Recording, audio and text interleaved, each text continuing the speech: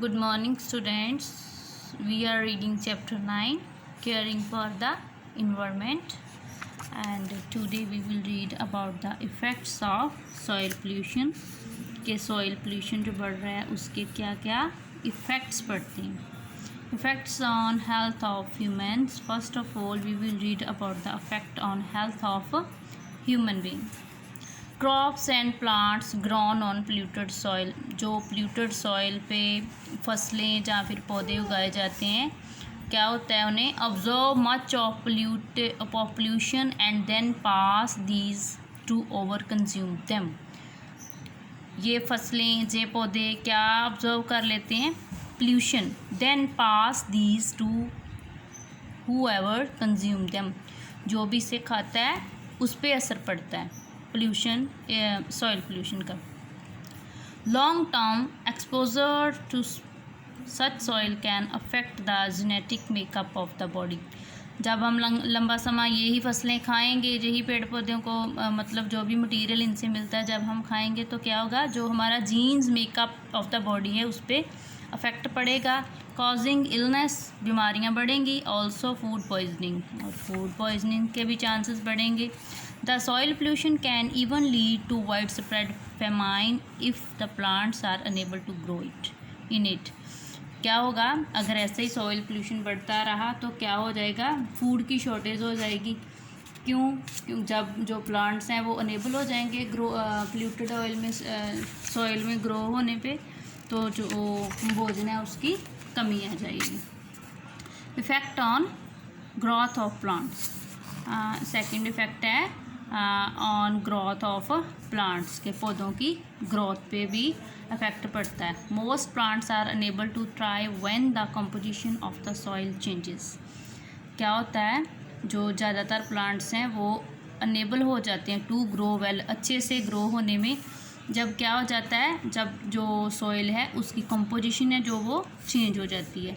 The plant show stunted growth and decline in the yield of crops. क्या हो जाएगा फिर, प्लांट शो स्टंटेड, शॉर्ट होने लगेंगे, उनकी ग्रोथ जो है वो शॉर्ट होती जाएगी. Then and decline in the yield of crops. तो जो क्रॉप्स हैं उनकी जो प्रोड्यूसिंग है उसमें भी कमी आ जाएगी. Decrease soil fertility. जो धरती की, जो मिट्टी की अपनी उपजाऊ शक्ति है वो भी कम होने लगेगी. When the toxic chemicals come in the contact of the soil with soil, then क्या होगा, they decrease the fertility of the soil. जब टॉक्सिक केमिकल्स जो सॉइल में मिक्स होने लगेंगे तो जो सॉइल की फर्टिलिटी है वो भी डिक्रीज होती जाएगी, कम होती जाएगी. टॉक्सिक डस्ट, जो पॉइजनस डस्ट है. The emission of toxic and foul gases, जो अनप्लीजेंट डस्ट है वो भी जब gases from landfills pollutes the environment and causes serious effects on the health of some people. इससे जो लोगों की जो हेल्थ है उस पर सीरियसली अफेक्ट होना जो है वो शुरू हो जाएगा. Ways to control land pollution, that are throwing waste in dustbin. जो वेस्टेज है we should throw in dustbin. Clearing stagnant water which is not pure enough to drink. Not throwing waste in open area which provides a breeding ground for germs. Not throwing waste, जो waste है वो open में नहीं छोड़ना, फेंकना चाहिए. which provides a breeding ground for germs that to produce young animals. Forest is an important natural resources. जो जंगल है वो भी एक बहुत ही महत्वपूर्ण कुदरती स्रोत है. We get many things that we use every day. जो हम दिन में रोज़ाना यूज़ करते हैं, बहुत सी ऐसी चीज़ें हैं जो हमें फॉरेस्ट से मिलती हैं, like as wood, paper, medicines, okay, बहुत सी चीज़ें. Deforestation had led to drastic climatic changes.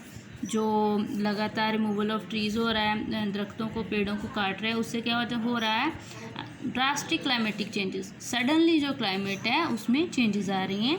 इनमें से क्या हो रहा है, and loss of flora and fauna in the region. फिर क्या हो रहा है, जो फ्लोरा होता है वाइल्ड प्लांट्स एंड फौना होता है वाइल्ड एनिमल्स.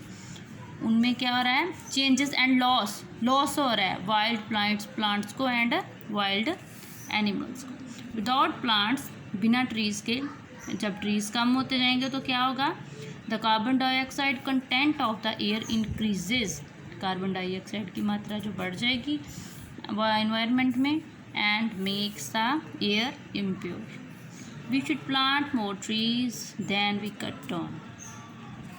जैसे कि हम पेड़ काट रहे हैं, बल्कि हमें पेड़ काटने नहीं चाहिए, हमें ज़्यादा से ज़्यादा पेड़ जो हैं वो उगाने चाहिए। We should make judicious use of products obtained from forests so that trees are not cut to meet the demands।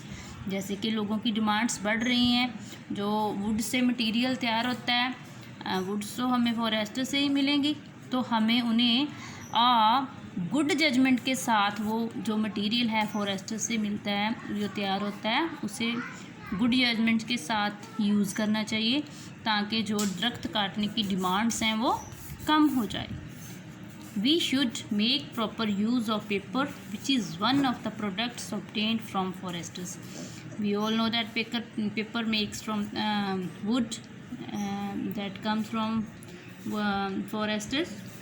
So we should make proper use of paper, which is one of the products obtained from forests।